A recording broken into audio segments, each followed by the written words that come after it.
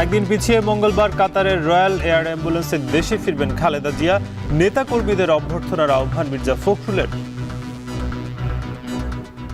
দলীয় নেতাকর্মীদের কাছে আমাদের আবেদন থাকবে, রাস্তার দুই ধারে কোনো যানজট সৃষ্টি না করে এই মহান নেত্রীকে তারা অভ্যর্থনা জানাবেন। যাত্রী চলাচল সহজের বদলে ভোগান্তি বাড়িয়েছে রাইড শেয়ারিং। অ্যাপসবিহীন চলাচলে নিরাপত্তা ঝুঁকি, নীতিমালা বাস্তবায়নের তাগিদ। সেবার যেই মানদণ্ডগুলি তাকে বলা হয়েছে সেটা দেখার জন্য যেই রেগুলেটরি বডির ওভারসাইটটা থাকার কথা নাই। সিরাজগঞ্জের হাটিকুমরুল ইন্টারচেঞ্জে বসে অত্যাধুনিক প্রযুক্তি। রাজধানী থেকে যোগাযোগ সহজ হবে উত্তর ও দক্ষিণের 22 জেলায়।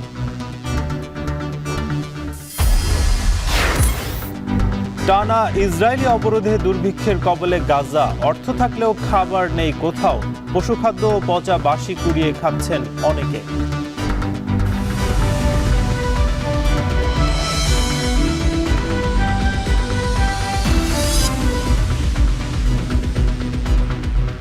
স্বাগত। এখন বাজারে পুরো আয়োজন জুড়ে সঙ্গে আছি নাজমুস সাকিব। 5, 9, 6 মে মঙ্গলবার দেশে ফিরবেন বিএনপি চেয়ারপারসন বেগম খালেদা জিয়া। তার ব্যক্তিগত চিকিৎসক ডক্টর AZM জাহিদ এ তথ্য জানিয়েছেন। এদিকে শনিবার বিকেলে বিএনপি চেয়ারপারসনের গুলশান কার্যালয়ে দলের যৌথ সভা শেষে মহাসচিব মির্জা ফখরুল ইসলাম আলমগীর বলেন, বাংলাদেশ বিমান নয়, কাতার আমিরের দেয়া বিশেষ এয়ার অ্যাম্বুলেন্সে দেশে ফিরবেন বিএনপি চেয়ারপারসন বেগম খালেদা জিয়া। বলেন, এয়ার অ্যাম্বুলেন্সে পাওয়া নিয়ে অনিশ্চয়তা কেটে গেছে। যৌথ সভায় ঢাকা মহানগরের নেতৃবৃন্দের সাথে বসে শৃঙ্খলা বজায় রাখার নির্দেশনা দেওয়া হয়েছে। বিমানবন্দর এলাকার যানজট এড়াতে জনসাধারণকে এলিভেটেড এক্সপ্রেসওয়ে ব্যবহারের অনুরোধ জানান মির্জা ফখরুল।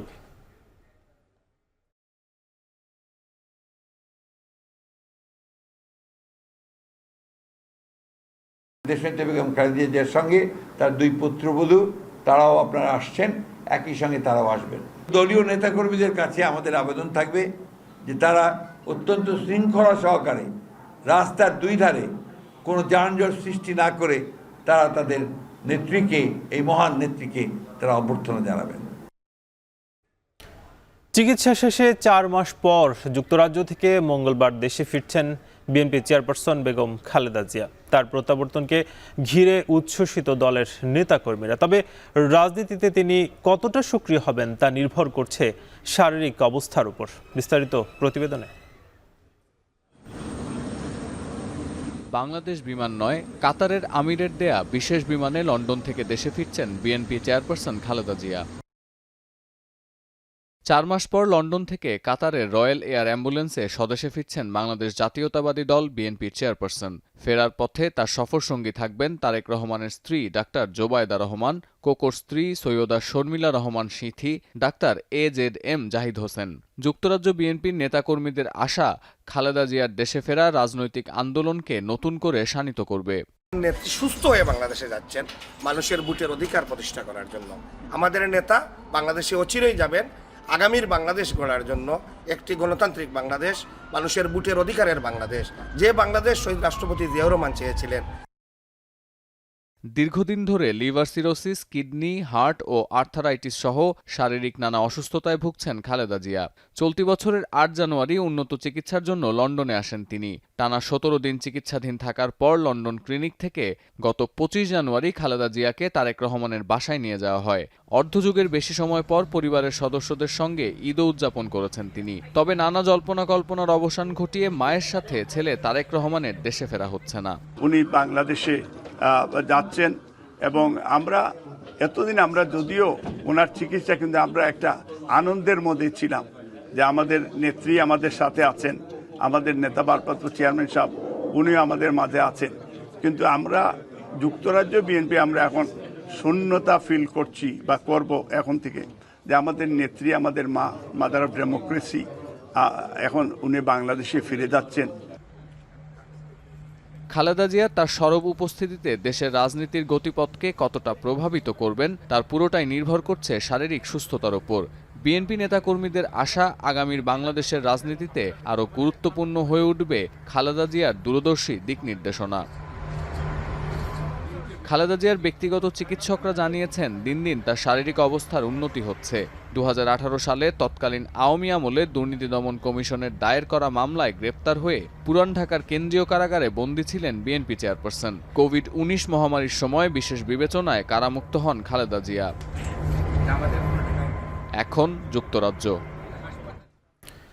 রাজধানীর গণপরিবহনের সমস্যা কমাতে শুরু হওয়া রাইড শেয়ারিং যেন এখন এক ভোগান্তির নাম। নানা কারণে দিন দিন অ্যাপ থেকে মুখ ফিরিয়ে চুক্তিতে চলাচল করছেন বাইক চালকরা। বাধ্য হয়ে দরদাম করতে চলাচল করতে হচ্ছে যাত্রীদের। এতে উভয়ের নিরাপত্তা বিঘ্নিত হওয়ার পাশাপাশি বিভিন্ন ঝুঁকি তৈরিও হচ্ছে। বিশেষজ্ঞরা বলছেন, রাইড শেয়ারিং নীতিমালা বাস্তবায়নের অভাবে সড়কে দেখা দিচ্ছে বিশৃঙ্খলা। বিস্তারিত আসিফ ইকবাল খানের প্রতিবেদনে। রাজধানীর যে কোনো ব্যস্ত রাস্তার মোড়ে দাঁড়ালেই দেখা যায় যাত্রীর অপেক্ষায় বসে আছেন বাইক চালক। যার প্রয়োজন দরদাম করে বাইক চালকের পেছনে সওয়ার হন তিনি। তবে যার দরদামে পোষায় না, আরেক বাইকের দিকে এগিয়ে যান তিনি। কিন্তু এমন হওয়ার কথা ছিল না। অ্যাপে রাইড শেয়ারিংয়ের জন্য ডাকলে মোটরসাইকেল হাজির হবে নির্দিষ্ট জায়গায়, সেটাই নিয়ম। কিন্তু সেই নিয়ম এখন আর নেই। অ্যাপের মোটরসাইকেল পরিণত হয়েছে চুক্তির বাহনে। যানজট সহ চলাচলে নানা প্রতিবন্ধকতার শহর ঢাকায় কিছুটা স্বস্তির বার্তা নিয়ে এসেছিল রাইড শেয়ারিং কোম্পানিগুলো। প্রায় বছর দশেক আগে কর্মব্যস্ত শহরে নগরবাসীর যাতায়াত ব্যবস্থাকে নিরাপদ ও স্বস্তিদায়ক করার প্রতিশ্রুতি নিয়ে বাজারে আসে পাঠাও। এরপর একে একে আসে উবার, ওভাই সহ একাধিক প্রতিষ্ঠান। আশা জাগিয়েও অল্প সময়ের মধ্যেই রাইড শেয়ারিং পরিণত হয়েছে ভোগান্তিতে। অতিরিক্ত ভাড়া, ডিজিটাল পেমেন্টে রাজি না হওয়া ও যাত্রী হয়রানি ইস্যুতে চালক, যাত্রী ও প্রতিষ্ঠান দুষছেন একে অপরকে।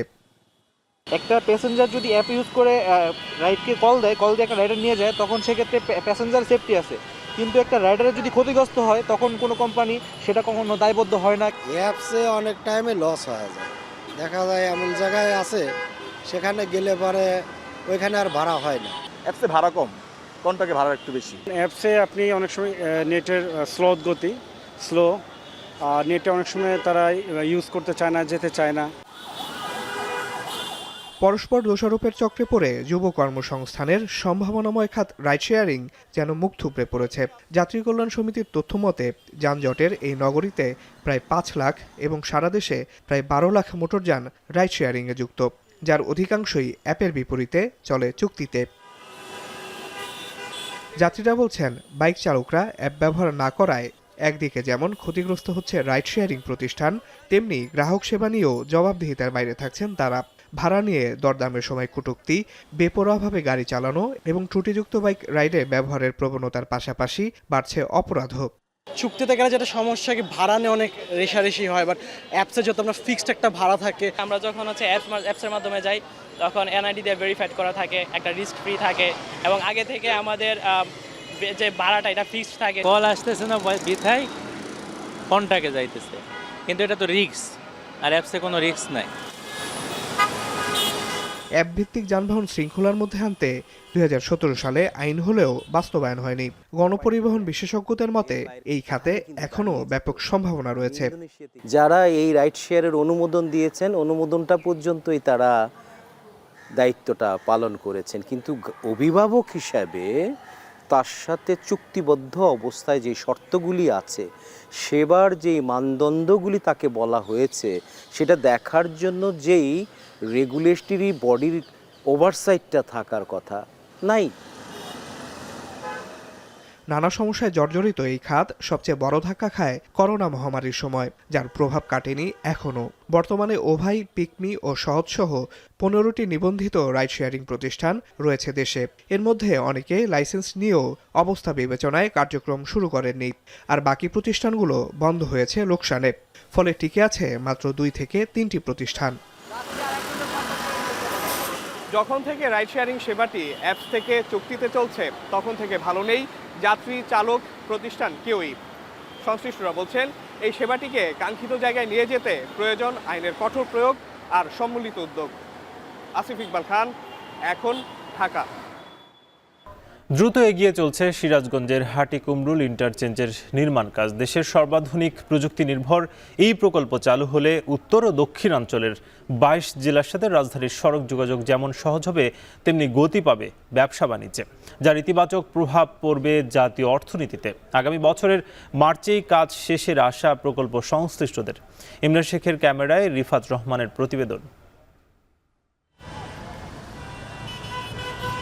উত্তরাঞ্চলের প্রবেশদ্বার সিরাজগঞ্জের হাটিকুমরুল গোলচত্বর। ঢাকা বগুড়া, ঢাকা রাজশাহী আর ঢাকা পাবনা মহাসড়কের সংযোগস্থল এটি। দুটি জাতীয় মহাসড়কের সংযোগস্থল এবং অন্তত 10টি স্থলবন্দরের সড়ক যোগাযোগের কেন্দ্র এই গুরুত্বপূর্ণ মোড়। আর এখানেই গড়ে উঠছে দেশের সবচেয়ে বড় ও আন্তর্জাতিক মানের হাটিকুমরুল ইন্টারচেঞ্জ। আলাদা 6টি র্যাম্প ও একটি গ্রাউন্ড রোড থাকবে ইন্টারচেঞ্জে। ঢাকামুখী ও উত্তর দক্ষিণমুখী যান চলবে আলাদা র্যাম্প দিয়ে, আর ধীরগতির যান চলবে নিচের গ্রাউন্ড রোডে। 743 কোটি টাকা ব্যয়ে প্রকল্পটি বাস্তবায়ন করছে চায়না রেলওয়ে ব্রিজ কর্পোরেশন। 2026 সালের মার্চেই কাজ শেষ করার লক্ষ্য প্রকৌশলীদের। এখন চেষ্টা করছি যে ঢাকা থেকে বগুড়া এবং ঢাকা থেকে পাবনা এবং বগুড়া থেকে পাবনা এই যে আন্তঃসংযোগটা এটা চালু করা দেওয়ার জন্য, এবং এই বছরের ডিসেম্বরের মধ্যে আমাদের যত র্যাম্প আছে এগুলো আমরা চালু করে দেব। তো আমাদের এই ফেজ বাই ফেজ আমরা জনগণকে এই সড়কগুলো উপহার দেব। দেশের সড়ক যোগাযোগে প্রথমবারের মতো ইন্টেলিজেন্ট ট্রান্সপোর্ট সিস্টেম প্রযুক্তি ব্যবহার হচ্ছে এ প্রকল্পে। সড়ক দুর্ঘটনা কমাতে এবং যানবাহন নিয়ন্ত্রণে গুরুত্বপূর্ণ ভূমিকা রাখবে এই প্রযুক্তি। এছাড়া ইতিমধ্যেই শেষ হয়েছে প্রকল্পটির বাউন্ডারি ওয়াল, কালভার্ট ও মূল স্থাপনার পাইলের নির্মাণ কাজ। Bridge already SMPT 1 to bridge complete করে ফেলছি। আরিওয়ালগুলো মোটামুটি কমপ্লিট হয়ে গেছে। এখন আমাদের বিভিন্ন র্যাম যেমন র্যাম বি কমপ্লিট হয়ে গেছে, র্যাম এরও কমপ্লিট হওয়ার পথে। সবগুলো সেগমেন্টের কাজ একযোগে চলমান রয়েছে। আমাদের নির্ধারিত সময়ের মধ্যে কাজ শেষ করতে হবে, সেই লক্ষ্যেই আমরা কাজগুলো এগিয়ে নিয়ে যাচ্ছি। ইন্টারচেঞ্জটি সম্পূর্ণ নির্মাণ শেষ হলে বদলে যাবে উত্তর ও দক্ষিণ পশ্চিমাঞ্চলের যোগাযোগ ব্যবস্থা। কমবে যানজট, তৈরি হবে নতুন শিল্প কারখানা, বাড়বে কর্মসংস্থান। এই উত্তর অঞ্চলের যে যানজটগুলি হতো, বিশেষ করে আমাদের সিরাজগঞ্জের এই যমুনা সেতুর পরেই আপনার যে হাটিকুমরুলের যে যানজটটা হতো, এই যানজট থেকে মানুষ মুক্ত পাবে। পণ্য পরিবহনের যে বিষয়গুলো আছে, এগুলো যেহেতু 5টি বন্দর আছে, এই বন্দরগুলোতে খুব স্বল্প মূল্যে এবং স্বল্প সময়ের মধ্যে পণ্য পরিবহন পৌঁছানো সম্ভব। এগুলো দ্রুতগতির বাস, ট্রাক এক লেনে চলাচল করবে। 3 হুইলার এবং মোটরসাইকেল, CNG এগুলো আর এক লেনে চলাচল করলে দুর্ঘটনার হারটা অনেক কমে যাবে এবং সাধারণত যে যানজটগুলো হয় এই যানজটগুলো অনেকাংশে নিয়ন্ত্রণ আসবে। 2023 সালে শুরু হওয়া হাটিকুমরুল ইন্টারচেঞ্জের নির্মাণ কাজের অগ্রগতি হয়েছে এরই মধ্যে 52%। নির্ধারিত সময়ে কাজ শেষ হলে দেশের অর্থনীতিতে যুক্ত হবে নতুন মাত্রা। রিফাত রহমান, এখন সিরাজগঞ্জ।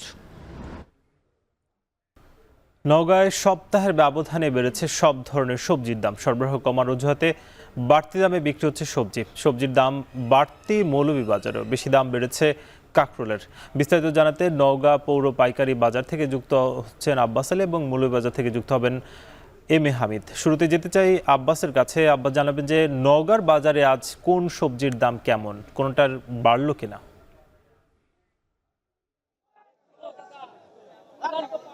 সাকিবের সবজির উৎপাদন এবং সরবরাহ কম হওয়ার কারণে গত প্রায় 1 মাস থেকেই সব ধরনের সবজির বাজার বেশ চড়াই। এর মধ্যে গত 1 সপ্তাহ থেকে কাঁচামরিচ এবং মিষ্টি কুমড়ার দাম বেড়েছে কেজিতে 10 টাকা পর্যন্ত। নওগাঁ পৌর পাইকারি সবজির বাজারে সবজির দামের কথা যদি বলি, এখানে সবচেয়ে বেশি দামের সবজি বিক্রি হচ্ছে কচুরলতি এবং বেগুন 60 টাকা কেজি, পটল, বরবটি এবং তরই বিক্রি হচ্ছে 50 টাকা কেজি, করলা বিক্রি হচ্ছে প্রকারভেদে 35 থেকে 40 টাকা কেজি, পেঁপে টমেটো বিক্রি হচ্ছে 35 টাকা কেজি, মিষ্টি কুমড়া 5 টাকা বেড়ে বিক্রি হচ্ছে 25 টাকা কেজি, লাল শাক 25 থেকে 30 টাকা কেজি বিক্রি হচ্ছে। এছাড়া কাঁচামরিচ 10 টাকা বেড়ে এখন বিক্রি হচ্ছে 50 থেকে 55 টাকা কেজি পর্যন্ত।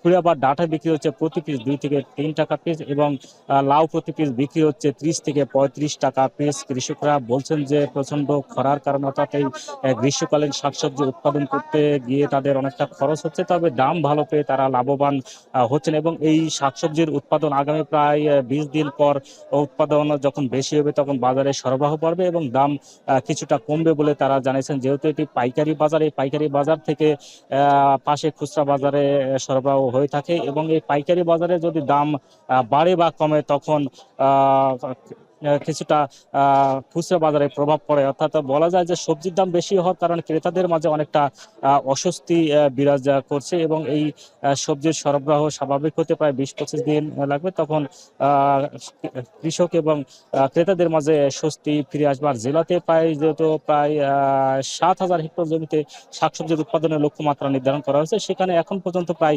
3,500 হেক্টর জমিতে শাকসবজির উৎপাদন হয়েছে। যেহেতু উৎপাদন কম, যার কারণে সরবরাহ কম হওয়ার কারণে কিছু ক্রেতাদের চাহিদা পূরণ করা সম্ভব হচ্ছে না। তো এই ছিল আমার কাছে শাকসবজির দাম নিয়ে সবশেষ।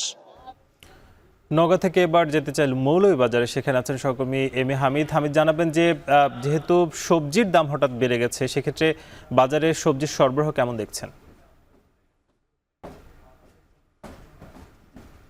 সাকিব, আমি সবজি ব্যবসায়ীদের সাথে কথা বলেছি, তারা আমাকে জানিয়েছেন যে সবজির সরবরাহ এখন কিছুটা কম রয়েছে। আগে যেভাবে স্বাভাবিক ছিল বাজারে, সেভাবে স্বাভাবিক না থাকার কারণে সবজির দাম কিছুটা বাড়তির দিকে।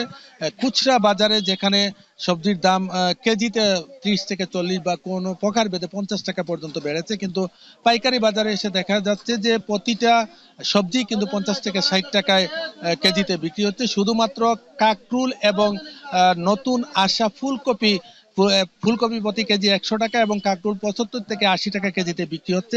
অপরদিকে ধনিয়া পাতা যেখানে আগে 50 থেকে 60 টাকা কেজিতে বিক্রি হতো, এখন সেটা বেড়ে গিয়ে 120 থেকে 30 টাকাতে চলে গিয়েছে।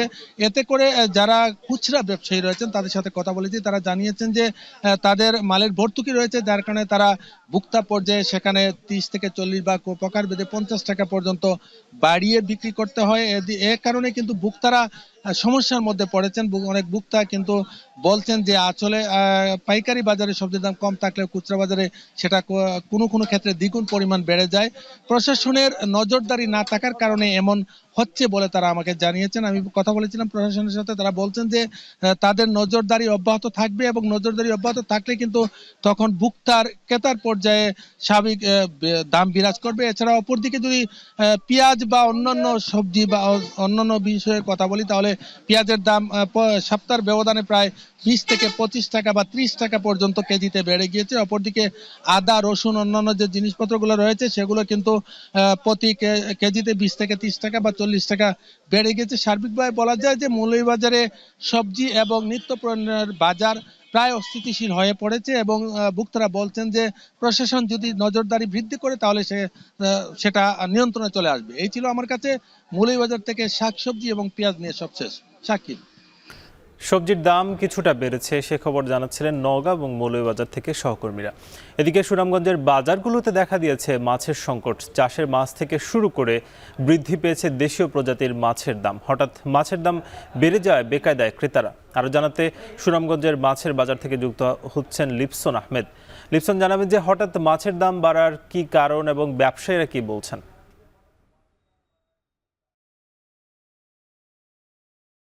সাকিব, শুরুতে যদি বলি সুনামগঞ্জের যে মাছের বাজারগুলো রয়েছে, আমরা আজকে সকাল থেকে শুরু করে কিন্তু বেশ কয়েকটি মাছের বাজার ঘুরে দেখেছি। বিশেষ করে পৌর শহরে কিচেন মার্কেট মাছের বাজার, ওয়েজখালী মাছের বাজার কিন্তু আমরা আসলে ঘুরে দেখেছি। অন্যান্য সময় থেকে কিন্তু আমরা দেখেছি যে পরিমাণ মাছ আসলে বাজারে থাকার কথা, আসলে সেই পরিমাণ মাছ কিন্তু আসলে মূলত বাজারে নেই। তার কারণ হিসেবে এখানকার যে ব্যবসায়ীরা রয়েছেন তারা যেটি বলছেন, যেহেতু এখন বৈশাখ মাস চলছে, যার ফলে কিন্তু হাওড়ে পুরোদমে আসলে ধান কাটা, এতে কিন্তু সুনামগঞ্জের যে জেলেরা রয়েছেন কিংবা যারা পুকুর কিংবা জলাশয় থেকে আসলে মাছ আহরণ করে বাজারে নিয়ে আসছেন, তারা কিন্তু ইতিমধ্যে আসলে তাদের যে সোনালী ধান সেটি কিন্তু আসলে তুলতে ব্যস্ত সময় পার করছেন, যার ফলে কিন্তু স্থানীয় পর্যায়ে যে মাছগুলো রয়েছে সেটি কিন্তু আসলে বাজারে উঠছে না, যার ফলে কিন্তু আসলে মাছের একটি সংকট তৈরি হয়েছে। পাশাপাশি আমরা যদি বলি যে অন্যান্য জেলা থেকে আসলে যে পরিমাণ মাছ আসলে এই বাজার দিয়ে আসার কথা ছিল, সেটি কিন্তু আসলে এখন গাড়িপথে আসলে তেমন একটি মাছ আসছে না, যার ফলে কিন্তু এখানকার যে পাইকারি যে আড়তদাররা রয়েছেন তারা কিন্তু আসলে যেটি বলছেন যে আসলে মূলত এই স্থানীয় পর্যায়ে মাছ পাশাপাশি অন্যান্য জায়গা থেকে মাছ না আসায় কিন্তু সুনামগঞ্জের বাজারগুলোতে আসলে চাষের মাছের পাশাপাশি কিন্তু দেশীয় যে মাছ রয়েছে সেটি আসলে সংকট তৈরি হয়েছে। বিশেষ করে আমরা মাছের দরদাম সম্পর্কে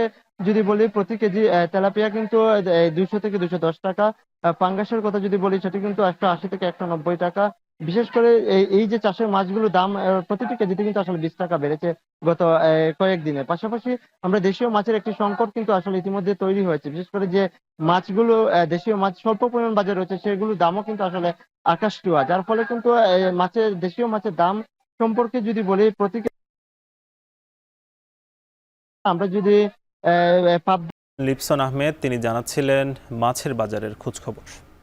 প্রতিবেশী দেশের সাথে বিভিন্ন সীমান্তে হত্যা ও নিরীহ কৃষককে অপহরণ যখন নিত্যনৈমিত্তিক ঘটনা, তখন চাঁপাইনবাবগঞ্জের শিবগঞ্জের চকপাড়া সীমান্ত ব্যতিক্রম। নেই অন্য সীমান্তের মতো উত্তেজনা। আন্তর্জাতিক সীমারেখা দুই বাংলার মানুষের অবাধ বিচরণের সীমা টেনে দিলেও এখনও কমেনি সাহায্য, সহযোগিতা ও ভ্রাতৃত্বের বন্ধন। নো ম্যানস ল্যান্ড বাংলাদেশে অংশে থাকা ভারতীয়দের জমিতে চাষাবাদ করছেন এখানকার কৃষক। বছরব্যাপী উৎপাদন হচ্ছে কোটি টাকার ফসল। চাঁপাইনবাবগঞ্জ থেকে সোহান মাহমুদের পাঠানো তথ্য ছবিতে বিস্তারিত। চাঁপাইনবাবগঞ্জের শিবগঞ্জ উপজেলার চকপাড়া সীমান্ত, ওপারে ভারতের মালদা জেলার মুসলিমপাড়া। দুই দেশের মাঝে কাঁটাতারের বেড়া না থাকলেও এখানে দুই বাংলার মানুষকে আলাদা করেছে ছোট একটি খাল। কিন্তু আন্তর্জাতিক সীমারেখাও এখানে দুদেশের মানুষের মাঝে সাহায্য, সহযোগিতা ও ভ্রাতৃত্বের বন্ধন কমাতে পারেনি। মানচিত্র আলাদা হলেও শাহবাজপুর ইউনিয়নের আন্তর্জাতিক পিলার 185 এমপির কাছে নোম্যান্সল্যান্ডের বাংলাদেশ অংশে রয়ে গেছে ভারতীয় নাগরিকদের প্রায় 350 বিঘা জমি। অল্প টাকায় লিজ নিয়ে এসব জমিতে চাষাবাদ করছেন বাংলাদেশি কৃষকরা। ভারতের জমি আমরা চাষাবাদ করি, যে ফসল হয় সে ফসলের অর্ধেক দিয়ে দিই। সবজি করি, সবজি ওরা টাকা নিয়ে যায়, আমরা বেচ কিনকার টাকা দিয়ে রাখে। এটাই ভারতীয় জমি ওরা দেয়, আমরা করি। কেউ আধারি ফসল লয়, কেউ টাকার বিনিময়ে, কেউ 3 ভাগের 1 ভাগ লয়। এই তো ভারতীয়দের অনাবাদি থাকা শত শত বিঘা জমিতে বছরব্যাপী চাষাবাদে কোটি টাকার ফসল ঘরে তুলছেন কৃষক, যেখান থেকে ফসলের একটি নির্দিষ্ট অংশ বা অর্থ দেয়া হয় জমির মালিককে। আবার নতুন ফসল বা আমের মৌসুমে পাঠানো হয় উপহার। বাংলাদেশের মধ্যে ওদের 350 বিঘা জমি, ওরা এসে 1-1 বছরকার মতন টেন্ডার দিয়ে টাকা পয়সা নিয়ে চলে যায়। প্রায় 1 বছরের মতন টেন্ডার দিয়ে টাকা পয়সা নিয়ে দেখা সাক্ষাৎ করে চলে যায়। আর জমিগুলো আমরাই আবাদ করি, ফসল পানে উঠিয়ে নিয়ে যাই। আমাদের সাথে ভালো সম্পর্ক তাদের। সীমান্ত পেরিয়ে বাংলাদেশ অংশে থাকা জমিতে ভারতীয় নাগরিকদের চাষাবাদ প্রায় অসম্ভব। তাই বাংলাদেশিদের কম টাকায় লিজ দেয়ায় তাদের অনাবাদি জমিতে ফসল ফলানোর কারণে দুপক্ষই লাভবান হচ্ছেন। এতে সহযোগিতা করছে দুই দেশের সীমান্তরক্ষী বাহিনী। আমাদের বাড়ি ইন্ডিয়া এবং আমাদের জমি জায়গাতে একটু সমস্যা হয়, যার জন্য ওর একটা জমি জায়গা দিতে হচ্ছে।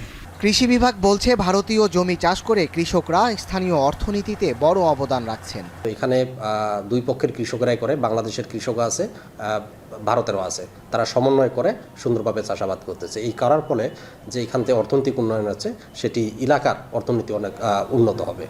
অন্য সীমান্তে যখন নানান কারণে উত্তেজনা বিরাজ করছে, তখন চকপাড়া সীমান্তে দুই দেশের সমন্বয়ে ফসল চাষাবাদে দুই বাংলার মানুষের মাঝের সুসম্পর্ক এক অনন্য উদাহরণ। এখন চাঁপাইনবাবগঞ্জ। ঐতিহাসিক যশোরের শতবর্ষী গাছগুলো এখন মৃত্যু ফাঁদে পরিণত হয়েছে। মৃত অর্ধমৃত গাছগুলো বিভিন্ন সময়ে ভেঙে পড়ে ঘটছে দুর্ঘটনা এবং প্রাণহানির মতো ঘটনা। গত 5 বছরে গাছ ভেঙে অন্তত 12 জনের মৃত্যু হয়েছে, আহত হয়েছেন আরও অনেকে। বিস্তারিত রিপন হোসেনের প্রতিবেদন, ছবি তুলেছেন এনামুল হক। যশোর রোড, যা উপমহাদেশের এক ঐতিহাসিক সড়ক। যশোর থেকে ভারতের পেট্রাপোল হয়ে কলকাতা পর্যন্ত গেছে সড়কটি। 1971-এর মহান মুক্তিযুদ্ধের সময় মুক্তিযোদ্ধা সহ হাজারো শরণার্থী এ সড়ক দিয়ে ভারতে পৌঁছায়। সড়কের দুধারে কালের সাক্ষী হয়ে দাঁড়িয়ে আছে 179 বছর বয়সী 3 শতাধিক শিশু গাছ। এছাড়া আরও রয়েছে বিভিন্ন প্রজাতির অন্তত 2500 বড় গাছ। মহাসড়কের ঝিকরগাছার মল্লিকপুর থেকে নাভারণের পুরাতন বাজার পর্যন্ত অন্তত 15টি শিশু গাছ সড়কের ওপর হেলে পড়েছে। এছাড়া আরও প্রায় 30টি মরা ও আধমরা গাছের নিচে দিয়ে ঝুঁকি নিয়ে চলাচল করছে স্থানীয়রা। গত 5 বছরে গাছ ভেঙে অন্তত 12 জনের মৃত্যু হয়েছে। এছাড়া আহত হয়েছেন আরও অনেকে। গাছ হেলে পড়ায় বিপরীত দিক থেকে আসা গাড়িকে সাইড না দিতে পারায় প্রায় ঘটছে দুর্ঘটনা। 8 থেকে 10টা শিশু গাছ ইতিমধ্যে কয়েকটা ভেঙেও পড়েছে। তো এইটা আমরা দেখছি যেটা অত্যন্ত ঝুঁকির মধ্যে রয়েছে। শুকনো গাছগুলো যে কখন ভেঙে পড়বে এটা আমরা জানি না। এই ডাল ভাঙি পড়ার পরে অনেকের হাসপাতালেও অনেকে যায়, কিছুদিন আগে একটা লোক মারাও গেছে। স্থানীয়রা জানায় কয়েক বছর আগে সড়ক সংস্কারের সময় অধিকাংশ পুরাতন গাছের শিকড় কেটে দেওয়া হয়। এ কারণেই মরে যাচ্ছে গাছগুলো। তাই ভালো গাছ রেখে মরাগুলো কেটে ফেলার দাবি তাদের। এই রাস্তা সংস্কারের নামে গাছের শিকড় কেটে গাছগুলিকে ঝুঁকিপূর্ণ এবং তাদের মৃত্যুর মুখে ঠেলে দেওয়া হয়েছে। মৃত্যু গাছগুলো ওই গাছগুলো আমরা অপসারণ করতে চাই। অপসারণ করা হচ্ছে না, অত্যন্ত কৌশলগত গাছ থেকে ওদের পরিকল্পনায়। অধিকাংশ গাছ শুকিয়ে যাওয়ায় ও রাস্তার উপর গাছের ডালপালা হেঁটে পড়ায় ঝুঁকিপূর্ণ গাছ কেটে ফেলার কথা জানান জেলা প্রশাসক। মহামান্য হাইকোর্টের যে আদেশ আছে, এই আদেশের প্রেক্ষিতে গাছগুলো কাটার আসলে কোনো সুযোগ নেই। এরপরও আমরা যেটা আলোচনা ওখানে করেছি এবং সিদ্ধান্ত যেটা ছিল, স্থানীয় প্রশাসন বা স্থানীয় ইউনিয়ন নেতৃত্বে অন্তত ঝুঁকিপূর্ণ যে ডালগুলা সেগুলো কর্তন করার একটা সিদ্ধান্ত আছে। আমরা জেলা পরিষদ থেকে ব্যবস্থা নিচ্ছি। তারপরেও যদি এরকম কিছু মনে হয় যে সেটা আমাদের ইমিডিয়েটলি অপসারণ করা দরকার, জানমালের নিরাপত্তার স্বার্থে সেই গাছগুলো তাৎক্ষণিকভাবে অপসারণ করে যেন রাখা হয় এবং পরবর্তীতে আমরা বিধি মোতাবেক সেগুলো নিষ্পত্তি। 2018 সালে যশোর বেনাপোল মহাসড়ক সংস্কারে দুই পাশের গাছ কাটার সিদ্ধান্ত নিয়েছিল। তখন পরিবেশবাদী সংগঠন ও সচেতন নাগরিক সমাজের প্রতিবাদের ফলে উচ্চ আদালতের নিষেধাজ্ঞায় বন্ধ হয়ে যায় গাছ কাটা। এখন যশোর। শেরপুরে দিন দিন শুকনো মরিচ উৎপাদনে আগ্রহ বাড়ছে কৃষকের। চলতি বছর লক্ষ্যমাত্রার তুলনায় 100 হেক্টর বেশি জমিতে মরিচের আবাদ হয়েছে এই জেলায়, যেখান থেকে উৎপাদন হবে 650 টন শুকনো মরিচ, যার বাজার মূল্য প্রায় 10 কোটি টাকা। শেরপুর থেকে জাহিদুল খান সৌরভের প্রতিবেদন। শেরপুর সদরের কামারেচর ইউনিয়নের প্রতিটি বাড়িতেই চলছে মরিচ শুকানোর উৎসব। কৃষকের বাড়ি চালা থেকে উঠান সব জায়গাতেই মরিচ শুকানোর তোড়জোড়। কোথাও আবার সারি সারি মরিচের প্লট বিছে পরিচর্যায় ব্যস্ত নারী পুরুষ। কৃষকরা বলছেন কামারেচর বুক চিরে বয়ে গেছে দশানি ও পুরাতন ব্রহ্মপুত্র নদ। প্রতি বছর বন্যায় নদী এলাকার কৃষি জমিতে প্রচুর পলি পড়ে। বন্যার পর পানি কমে গেলে পলি পড়া সেই উর্বর জমিতে চাষ হয় শত শত টন মরিচ। প্রতি বছরের মতো এবারও জেলার সিংহভাগ মরিচ উৎপাদন হয়েছে এই চরাঞ্চলে। যদি কাঁচামরিচটা ভালো দাম পাই তাহলে বেচে লই, আর যদি ভালো না পাই ক্ষেত পাকানি পরে তুলে নিয়ে আসি পরে শুকাই। মরিচটারে পাকায়ে বাড়িতে নিয়ে আসে লাইরে দেই। লাইরে জুল ভালো রোদ থাকে 15 দিন লাগে, আর জুল ভালো রোদ না থাকে 1 মাস শুকাইতে। কাঁচামরিচ বিক্রির পাশাপাশি একটি বড় অংশ পাকানো হয় মাঠে। এরপর সেই মরিচ রোদে শুকিয়ে তৈরি করা হয় শুকনো মরিচ। মূলত চাহিদা বেশি থাকার কারণেই স্থানীয় চাষিরা প্রতি বছর শুকনো মরিচের উৎপাদন বাড়িয়েছেন। এদিকে বর্তমান বাজারে কাঁচা মরিচের দাম কিছুটা কম থাকায় শুকনো মরিচ উৎপাদনে ঝুঁকছেন চাষিরা। দেখা যায় 1 মণ কাঁচামরিচ যদি বিক্রি করি 800 থেকে 1000 সর্বোচ্চ দাম পাই, আর যখনই আমরা এটাকে শুকিয়ে বিক্রি করি ওইটার দাম 8000 থেকে 10000 টাকা হয়ে যায়। এটা আমাদের জন্য আসলে অনেক উপকারী এবং দামও পাই বেশি। আমাদের ফসল উৎপাদনের সুযোগ সুবিধাটা বেশি পেয়ে থাকি। বিঘাপতি 30 থেকে 35 হাজার টাকা খরচ হয়েছে এবং আমরা আশা করতেছি যদি দাম ভালো থাকে তাহলে 70 থেকে 75 হাজার টাকা আমরা বিঘাপতি বিক্রি করতে পারবো। কৃষি বিভাগ বলছে চলতি বছর জেলায় 1100 হেক্টর জমিতে মরিচ উৎপাদনে লক্ষ্যমাত্রা ধরা হয়। তবে এবারও লক্ষ্যমাত্রার তুলনায় 100 হেক্টর বেশি জমিতে মরিচের চাষ হয়েছে, যেখানে হেক্টর প্রতি গড় ফলন প্রায় 3 টন, যার বাজার মূল্য প্রায় 10 কোটি টাকা। এই মরিচ চাষে আমাদের কৃষকদেরকে আমরা প্রয়োজনীয় প্রশিক্ষণ প্রদান করে দিই, পাশাপাশি তাদেরকে পরামর্শ প্রদান করি। এতে করে মরিচ চাষিরা লাভবান হচ্ছে। আমাদের শেরপুর সদর উপজেলায় বেশিরভাগ চরাঞ্চলের জমিতে আমাদের এই মরিচ চাষগুলো হয়ে থাকে। গেল বছর এই জেলায় 1094 হেক্টর জমিতে মরিচের আবাদ হয়, যেখান থেকে তৈরি করা হয় 2190 টন শুকনো মরিচ, যেখান থেকে বাণিজ্য হয় 9 কোটি টাকার। কৃষকরা বলছেন উন্নত জাতের বীজ এবং কৃষি অফিসের নিয়মিত পরামর্শ পেলে একদিকে যেমন বাড়বে মরিচের উৎপাদন, অন্যদিকে কমবে বিদেশ থেকে আমদানি নির্ভরতা। এছাড়া ন্যায্য দাম পেলে লাভবান হবে প্রান্তিক অঞ্চলের কৃষক। জাহিদুল খান সৌরভ, এখন শেরপুর। স্বাগত, দেখছেন এখন বাজার। কালের স্রোতে হারিয়ে গেছে ল্যান্ড টেলিফোনের জৌলুস। নগর বন্দর সহ সর্বত্রই এর ব্যবহার অনেকটাই সীমিত। তবে বিটিসিএল এর সর্বনিম্ন কল রেট ও সুলভে ইন্টারনেট সুবিধা থাকার পরেও কেন কমছে এর গ্রাহক? কুমিল্লা থেকে এর উত্তর খোঁজার চেষ্টা করেছেন খালেদ সাইফুল্লাহ। ক্যামেরায় ছিলেন বাসির আহমেদ। ল্যান্ড টেলিফোন এক সময়ের আভিজাত্যের প্রতীক। ৮০-৯০-এর দশকে সরকারি বেসরকারি অফিসের পাশাপাশি সম্ভ্রান্ত ও সচ্ছল পরিবারগুলোতে ছিল এর ব্যবহার। পাড়া মহল্লায় কোনো বাড়িতে টেলিফোন থাকলে সে জায়গা হয়ে উঠত পুরো এলাকার তথ্য বিনিময়ের কেন্দ্রবিন্দু। কিন্তু ২০০০ সালের পর মোবাইল ফোন এলে ভাটা পড়ে টেলিফোনের জনপ্রিয়তায়। আর এখন হাতে হাতে আধুনিক প্রযুক্তির স্মার্টফোন পৌঁছে যাওয়ায় টেলিফোন এখন বিলুপ্ত প্রায় দুরালাপনী যন্ত্র। এখানে কুমিল্লা টিএনটিতে আমরা বুক করতাম যে ঢাকা এত নম্বরে দেন, তখন এটা ঢাকার লাইন পেলে এটা হয়তো 2 ঘন্টা 3 ঘন্টা 4 ঘন্টাও লাগতো কখনো কখনো। ওরা এটা লাগিয়ে দিলে পরে আমাদেরকে সংযোগ করে দিত আমাদের ফোনের সঙ্গে। ২০২৪ সালে কুমিল্লায় টেলিফোনের গ্রাহক কমে দাঁড়ায় ৫৫০০-এ। এবছর কমেছে আরও ৫০০। কিন্তু 2 দশক আগেও জেলার ১৭ উপজেলায় বিটিসিএল এর গ্রাহক ছিল প্রায় ১৫,০০০। তবে গ্রাহক টানতে সর্বনিম্ন কল রেটের পাশাপাশি কম খরচে হাই স্পিড ইন্টারনেট সংযোগ সহ নানা সুবিধা দিচ্ছে সরকারি এই প্রতিষ্ঠান। কিন্তু জনবল, অনলাইন বিলিং বা কাস্টমার পোর্টালের ত্রুটি সহ প্রচারের অভাবে হচ্ছে না লক্ষ্য পূরণ। বিটিসিএল এর যে লাইনগুলো দেওয়ার জন্য যে পোর্ট থাকে, নির্দিষ্ট স্পেসিফিক লোকেশনগুলো ছাড়া আপনার পোর্টের কোনো ফ্যাসিলিটি নাই। তারের মূল্য দেওয়া, তার ছিঁড়ে যাওয়া, বারংবার এদেরকে মানে হ্যামারিং করা, এটাকে নতুন করে লাইন লাগিয়ে দেওয়ার জন্য, তো এত ডিস্টার্ব ফিল করে তো কেউ টিএনটি ব্যবহার করতে যাবে না। এইসব উপজেলাতে ইন্টারনেটের চাহিদা অনেক আছে। ওইসব উপজেলাতেগুলোর জন্য আমরা ইতিমধ্যে কিছু প্রপোজাল করেছি। যদি ওগুলা পাস হয় ইনশাল্লাহ আমরা উপজেলা পর্যায় পর্যন্ত ইন্টারনেটটা করতে পারবো। আমাদের নেটওয়ার্ক যেখানে আছে আমরা আপনার চেষ্টা করি যে কোনো গ্রাহক আমাদেরকে এখন অনলাইন সিস্টেম আছে, কিন্তু অনলাইনে আবেদন করে, আমরা অনলাইন আবেদন করার পর ওই আবেদনের উপর আমরা পসিবিলিটি রিপোর্ট দিই। আর যদি আমাদের কেবল নেটের ভিডিও থাকে আমরা মনে করেন 72 ঘন্টার মধ্যে কানেকশন দিয়ে দিই। ল্যান্ড টেলিফোন থেকে টেলিফোনে আনলিমিটেড কথা বলতে মাসিক বিল ১৫০ টাকা, আর টেলিফোন থেকে মোবাইলে কথা বলার খরচ প্রতি মিনিটে ৫২ পয়সা। এছাড়া ৫ MBPS ৫০০ টাকা ও ১৬০০ টাকায় ৩০ MBPS হাই স্পিড ইন্টারনেট সেবা দিচ্ছে বাংলাদেশ টেলিকমিউনিকেশন কোম্পানি। টেলিফোনের দিন শেষ হলেও বিটিসিএল এর যাত্রা থেমে যায়নি।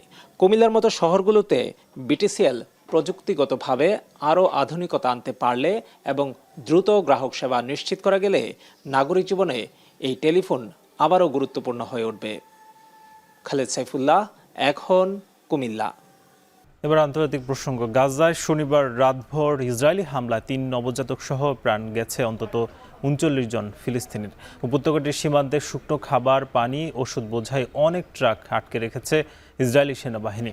আল জাজিরা তথ্য বলছে 2 মাসের বেশি সময় ধরে গাজায় ত্রাণ প্রবেশ করতে না দেয়ায় অনাহারে এখনও পর্যন্ত প্রাণ গেছে 57 ফিলিস্তিনির। এদিকে হামাসের বিরুদ্ধে অভিযানের তীব্রতা বাড়াতে কয়েক হাজার রিজার্ভ সৈন্যকে প্রস্তুত থাকার নির্দেশ দিয়েছে ইসরায়েলি সেনাবাহিনী। আইডিএফ জানায় আগামী কয়েক সপ্তাহের মধ্যেই রিজার্ভ সৈন্য দলকে বিভিন্ন সেক্টরের দায়িত্বে নিয়োগ দেওয়া হবে। অন্যদিকে শনিবার রাতে ইসরায়েলের রাজধানী তেল আবিবে সরকার বিরোধী বিক্ষোভ অনুষ্ঠিত হয়। এ সময় প্রতিরক্ষা দপ্তর ঘেরাও করেন বিক্ষোভকারীরা। তাদের অভিযোগ, জিম্মিদের ফিরিয়ে আনার বদলে হামাসের সঙ্গে যুদ্ধ জিইয়ে রাখতে চায় বর্তমান প্রশাসন। আগ্রাসনের মধ্যেই 2 মাসের বেশি সময় ধরে চলমান ইসরায়েলি অবরোধে গাজা দৃশ্যমান হচ্ছে দুর্ভিক্ষের চিত্র। অর্থ থাকলেও খাবার পাচ্ছে না মানুষ। ক্ষুধার জ্বালায় আবর্জনার স্তূপ থেকে নষ্ট খাবার কুড়িয়ে খেতে বাধ্য হচ্ছেন ধ্বংসস্তূপের এই নগরীর অনেক বাসিন্দা। ক্ষুধা ও অপুষ্টিতে সবচেয়ে বেশি মৃত্যুর কোলে ঢলে পড়েছে শিশু। তৌহিদুর রহমান জানাচ্ছেন বিস্তারিত। ইসরায়েলি অবরোধে খাদ্য ও সহায়তা সামগ্রীর অভাবে মার্চ মাসের 2 তারিখ থেকে দুর্ভিক্ষের ক্ষণগণনা শুরু হয় অসহায় গাজাবাসীর। 2 মাস অতিবাহিত হওয়ায় যা এখন দৃশ্যমান। ক্ষুধার জ্বালায় নিরীহ মানুষের হাহাকার তীব্র হচ্ছে অবরুদ্ধ ভূখণ্ডে। পচা বাসি খাবার এবং পশু খাদ্য তো আছেই, আবর্জনার স্তূপ থেকে নষ্ট খাবার কুড়িয়ে জীবন রক্ষায় খেতে বাধ্য হচ্ছেন ধ্বংসস্তূপের এই নগরীর অনেক বাসিন্দা। তাদেরই একজন হেশাম। تقدر بيقولوا عنها في اللغه الفصحى الزبالات. بنروح على الزبالات وبنجمع الخبز هذا في منه الخربان، بنجيب مع الكيس بنبيع ب 10 شيكل الله يعزك للدواب تعاون الناس. ভয়াবহ খাদ্য সংকটের চিত্র তুলে ধরতে গিয়ে এই ভুক্তভোগী আরও জানান, ক্ষুধার যন্ত্রণায় কলিজার টুকরা 2 সন্তানসহ পুরো পরিবারের সদস্যরা পচাবাসি খাবার খেয়ে অসুস্থতায় ভুগছেন। নেই চিকিৎসার ব্যবস্থাও। صابنا تلبك معه من الخبز هذا. عيينا الاطفال نعيط بس ما فيش بديل، بيعيا ناخده على المستشفيات ما فيش انك تجيب له.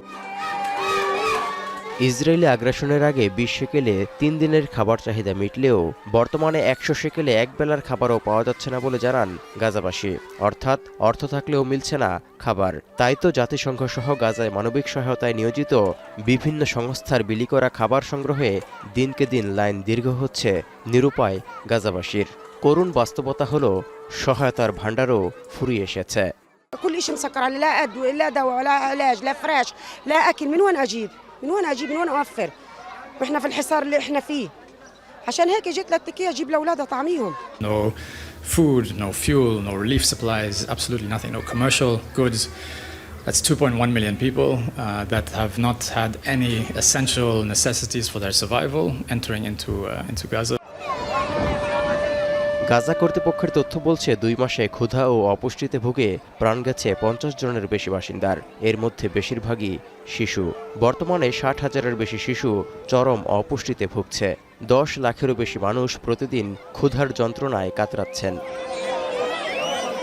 এমন করুণ পরিস্থিতির মধ্যেও একদিকে সীমান্ত বন্ধ রাখা হয়েছে, অন্যদিকে ত্রাণ নিয়ে গাজার উদ্দেশ্যে রওনা হওয়া একটি জাহাজে শুক্রবার হামলা চালিয়েছে ইসরায়েল। অপরাধ ঢাকতে ওই জাহাজে হামাস সদস্য ছিল বলে দাবি তেল আবিবের। তৌহিদুর রহমান, এখন বিশ্ব। দেশের 2টি সুইমিং কমপ্লেক্স থাকলেও ব্যবহার হয় একটি। এনএসসির তত্ত্বাবধানে থাকা পল্টনের সুইমিং কমপ্লেক্সে 2 দশক অকেজো পানি শোধন যন্ত্র। তবে মিরপুরের জাতীয় সুইমিং কমপ্লেক্সের আধুনিক সুযোগ সুবিধা থাকলেও নেই ইলেকট্রিক স্কোরবোর্ড। সেজন্য আন্তর্জাতিক টুর্নামেন্ট আয়োজনে ব্যর্থ হচ্ছে বাংলাদেশ। যদিও ফেডারেশন বলছে জাতীয় সুইমিং কমপ্লেক্স চলছে ইলেকট্রিক স্কোরবোর্ডের কাজ, শিগগিরই ভেন্যু প্রস্তুত হবে আন্তর্জাতিক ম্যাচ আয়োজনের জন্য। বাকিটা জানাবেন তাসওয়ার নাফি।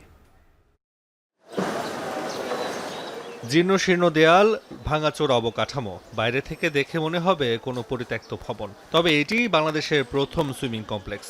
এখন অনেকটা অবহেলা অযত্নে পড়ে আছে পল্টনের এই সুইমিং কমপ্লেক্সটি। হয় না কোনো জাতীয় কিংবা আন্তর্জাতিক ইভেন্ট।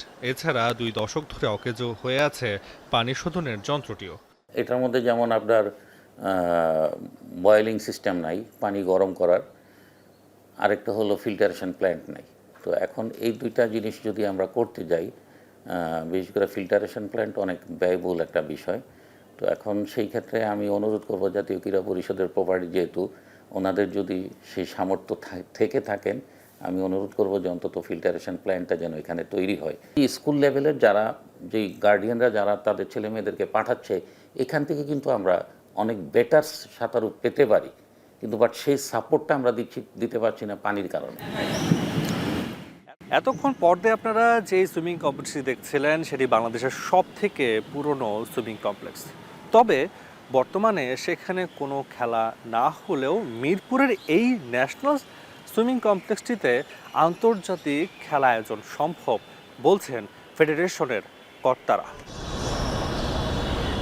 এটাই একমাত্র ইন্টারন্যাশনাল যদি কোনো আমরা প্রতিযোগিতা করতে চাই, সেক্ষেত্রে আমাদের একটাই মানে ল্যাকিংস, সেটা হচ্ছে আমাদের ইলেকট্রনিক স্কোরবোর্ড। তো ইলেকট্রনিক স্কোরবোর্ডটা যদি আমাদের ঠিক হয়ে যায়, আমরা এখানে ইন্টারন্যাশনাল কম্পিটিশনও করতে পারবো। দেশের সাঁতার নিয়ে বর্তমান ফেডারেশনের কর্তাদের রয়েছে বিস্তর পরিকল্পনা। এছাড়া নারী সাঁতারও বের করে আনার জন্য বিশেষ কর্মপরিকল্পনা রয়েছে সাঁতার ফেডারেশনের। যেহেতু সুইমিংয়ের একটা বিষয় আছে যে অন্য খেলার সাথে সুইমিংয়ের একটু ডিফারেন্ট আছে পোশাকের বিষয়টা, তো আমার মনে হয় যে এই বিষয়গুলো যদি একটু সবাই পজিটিভলি দেখে এবং মেয়েদেরকে যদি আমরা আর্থিকভাবে নিরাপত্তা দিতে পারি সুইমিং থেকে, সেক্ষেত্রে আমার মনে হয় যে আরও মেয়েরা এগিয়ে আসবে। সাঁতারের অবকাঠামো সহ সুযোগ সুবিধা এবং আর্থিক নিরাপত্তা বাড়াতে পারলে আন্তর্জাতিক পর্যায়েও এই খেলা থেকে পদক জয় সম্ভব বলছেন সংশ্লিষ্টরা। তাসওয়ান নাফি, এখন, ঢাকা। এখন বাজার শেষ করার আগে শিরোনামগুলো জানাবো আরও একবার। একদিন পিছিয়ে মঙ্গলবার কাতারের রয়্যাল এয়ার অ্যাম্বুলেন্সের দেশে ফিরবেন খালেদা জিয়া। নেতাকর্মীদের অভ্যর্থনার আহ্বান মির্জা ফখরুলের। দলীয় নেতাকর্মীদের কাছে আমাদের আবেদন থাকবে, রাস্তার দুই ধারে কোনো যানজট সৃষ্টি না করে এই মহান নেত্রীকে তারা অভ্যর্থনা জানাবেন। যাত্রী চলাচল সহজের বদলে ভোগান্তি বাড়িয়েছে রাইড শেয়ারিং। অ্যাপসবিহীন চলাচলে নিরাপত্তা ঝুঁকি, নীতিমালা বাস্তবায়নের তাগিদ। সেবার যে মানদণ্ডগুলি তাকে বলা হয়েছে সেটা দেখার জন্য যেই রেগুলেটরি বডির ওভারসাইটটা থাকার কথা নাই। সিরাজগঞ্জের হাটিকুমরুল ইন্টারচেঞ্জে বসে অত্যাধুনিক প্রযুক্তি। রাজধানী থেকে যোগাযোগ সহজ হবে উত্তর ও দক্ষিণের 22 জেলায়।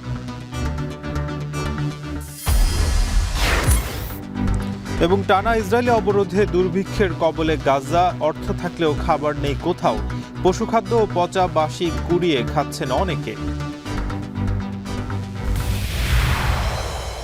এই ছিল এখন বাজারের আয়োজনে। এখন টেলিভিশন ওয়েবসাইটে দেখুন এখন.tv। এছাড়া ফেসবুকে যুক্ত হতে পারেন facebook.com/tv.এখন, ইউটিউবে যুক্ত হতে পারেন youtube.com/c/echontv।